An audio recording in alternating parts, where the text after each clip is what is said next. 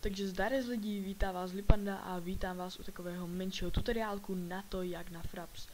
Toto video je spíše, nebo chtěl bych ho spíše věnovat pro začínající let's playery, kteří si ještě s Frapsem neví moc rady. Tak nejprve řeknu, co je to Fraps. Tak Fraps je nezávislý program, který umí natáčet videohry, neboli hry. Tak teďka si Fraps otevřu.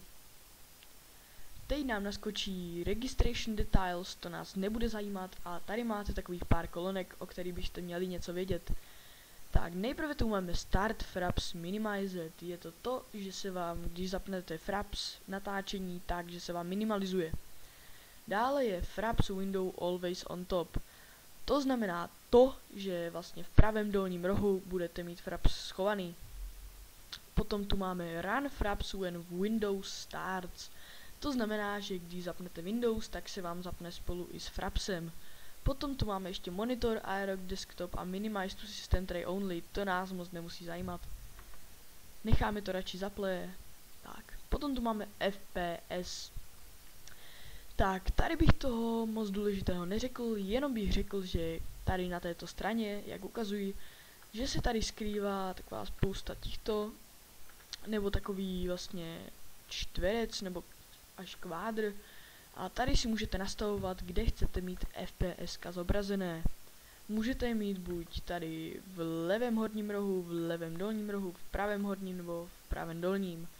A nebo si je můžete taky úplně schovat, jo, ale to nedoporučuju, protože stejnak diváci, když to třeba věnujete na YouTube, tak to stejnak neuvidí.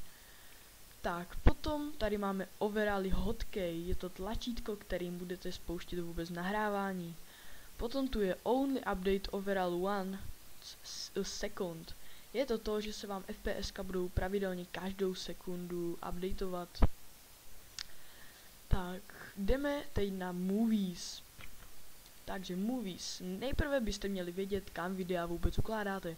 Proto bych doporučoval si vytvořit nějakou speciální složku a tam bych například napsal Fraps videa.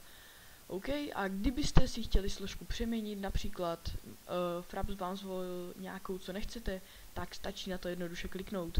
A můžete si vybrat, co se vám jenom líbí. Tak dobrý. Dále tu máme vlastně opět, čím budeme video startovat. Vidíte, je to opět klávesou F10, doporučuju si stejné, jelikož tím zapnete i takový ten počítač FPS a také natáčení. Tak dále je Video Capture Setting. Jestli jste, nebo spíše bych řekl, je tady 60 fps, 50 fps, 30 fps a opět 50 fps. Tady si můžete zvolit, co chcete.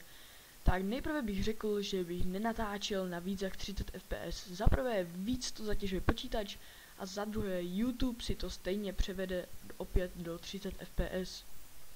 To je jenom tak pro zajímavost. Dále tu máme Full Size a Half Size. Jestli chcete videa točit v HD, tak doporučuji Full Size, ale samozřejmě víc to zatěžuje počítač neboli systém. Je to o docela větší kousek, náročnější než Half Size. Half Size je poloviční kvalita a Full Size je plná kvalita. Tak dále tu máme Sound Capture Setting. Určitě si nechte Record, Windows 7, Sound. Vy tam třeba budete mít Windows XP, jestli máte Windows XP nebo Windows 8, jo, nevím, co tam máte. To je jedno. Tak, toto bych si určitě nechal, protože budou tu všechny zvuky ze hry. Tak, Record External Input. Je to, že jestli točíte gameplay, tak si to nechte vypnuté. Jestli ne, tak si to zapněte a říká se tomu Let's Play. Takže jestli točíte Let's Play, tak si to nechte zapnuté, protože vám to bude, vlastně mám tady mikrofon, bude vám to točit i hlas. Potom tu máme takových pár věcí a to je Don't Sync Audio and Video, to nic. Potom máme Hide Mouse Cursor in Video. Je to, že jestli chcete točit bez myši, no, že vám to prostě, že vám Fraps schová ten kurzor, jo, té myši. Jedeme dál. Potom tu máme už poslední screenshot kolonku. Tak, je to na pořizování vlastně screenshotů. Tak, mám tu nastavené vlastně hvězdičkou. Když zmáčknu hvězdičku, tak mi to cvakne screenshot. Tak dále si musíte taky asi zvolit úložiště, kam vám bude ten Fraps vůbec ukládat ty fotky. Potom tu máme image formát. Je to, že v jakém formátě chcete vůbec ty fotky, které vám to pořídí. Buď BMP, JPG, PNG nebo TGA. Já doporučuji BMP. Ale samozřejmě každý má své preference, můžete si to nastavit jak jen chcete. Tak dále tu je Include Frame Rate Overlay on Screenshot. Tak toto asi nic. A Repeat Screen Capture every 10 second.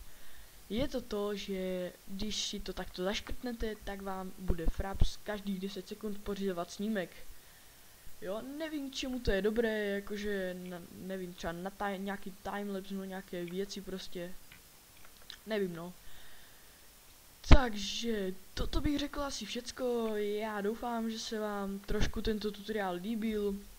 Doufám, že to nějakým tím začínajícím hráčům pomůže vůbec, že to má nějaký smysl to točit.